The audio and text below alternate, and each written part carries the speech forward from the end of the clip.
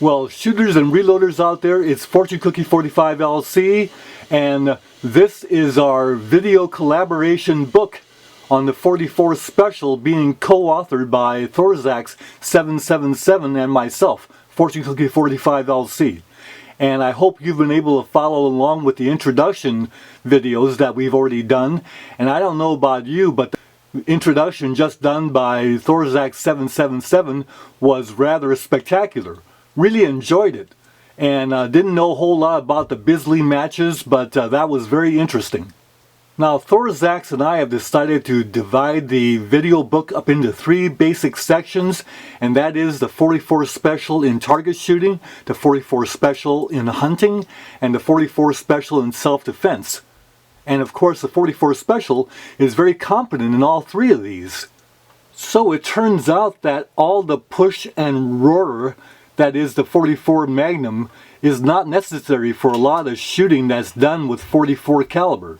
And that's what most of the shooters have come to realize, and part of the reason why the 44 Special is so much appreciated. There's actually an area of shooting that's outside of target shooting, hunting, and self-defense that falls into what I call general or fun shooting. So what do you do if you want to grab your favorite 44 Special and go to the range, and you want to grab a box of ammo and do that, but you don't have time to go to the range, and you don't have a home range in the backyard? Well, you do have a backyard, you do have a garage, so here's a possible solution found in rubber bullets. These are X-ring rubber bullets powered by primers only.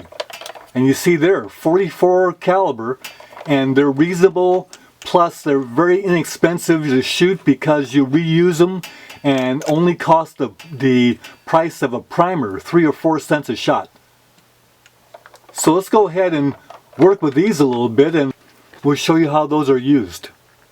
So first thing, get yourself some 44 Special brass that's already been wet tumble cleaned. This over here is new, and that's my tumble cleaned, the wet tumble cleaned brass. So we've got the brass right here, and we're going to go ahead and load those rubber bullets with the primer power only.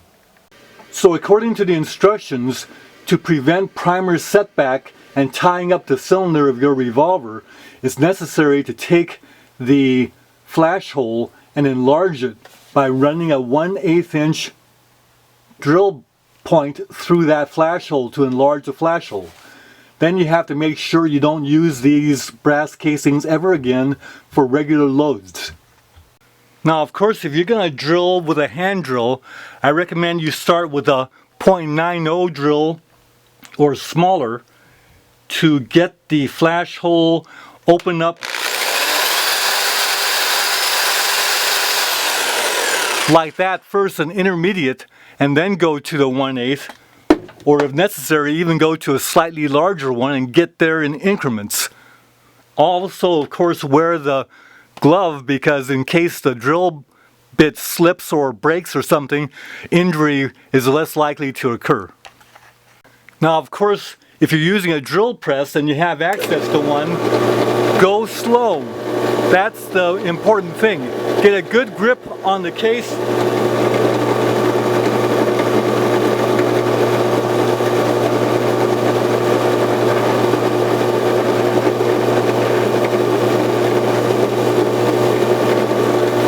And just let it cut on its own. Piece of cake. There's your 1/8 inch hole right there.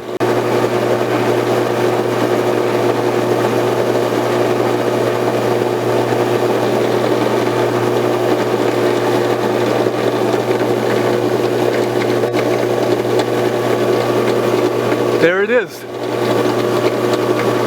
In case you're wondering, I'm using my favorite anvil here as a piece of metal, and then I'm using a Lee decapping base to hold the case. Works real well. So after a while you think you can go ahead and work for Lapua drilling flash holes, but I'm sure they have a machine to do this better.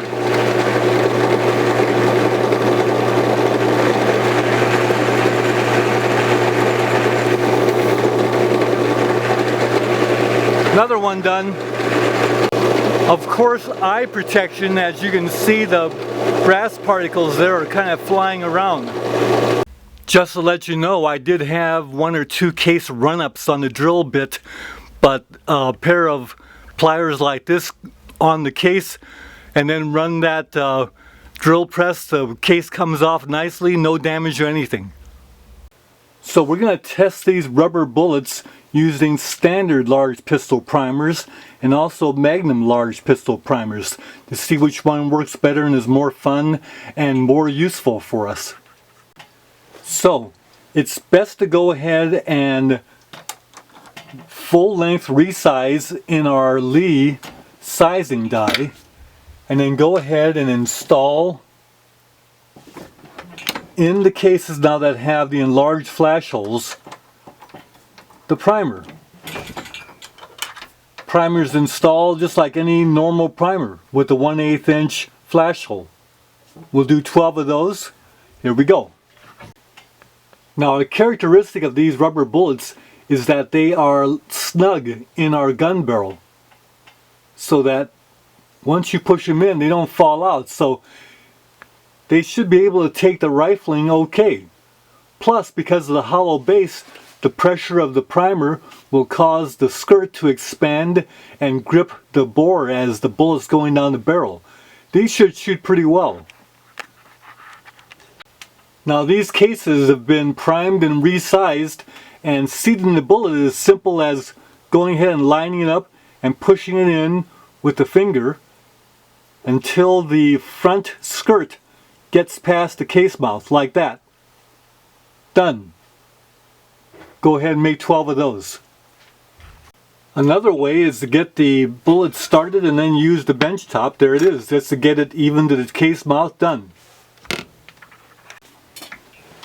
Now we're loading the ones with the Magnum primers, and the Tula Magnum primers, instead of being a kind of a brownish color, are a kind of a pretty aqua color. So we'll go ahead and do 12 of these.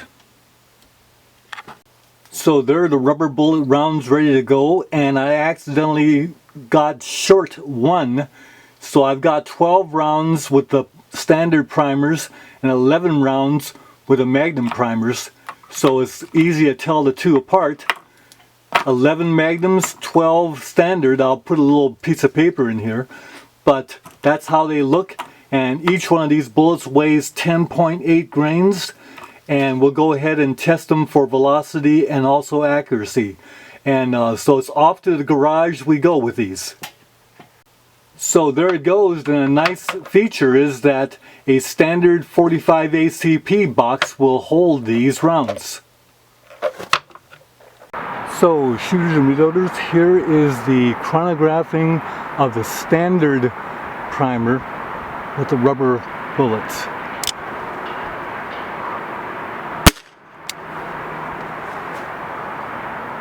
There's a little bit of noise with that shot, so that there is need for hearing protection if you're indoors.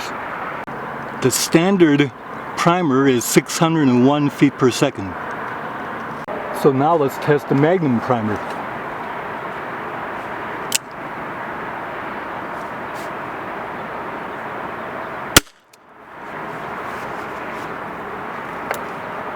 Once again, that is loud enough that you need hearing protection indoors.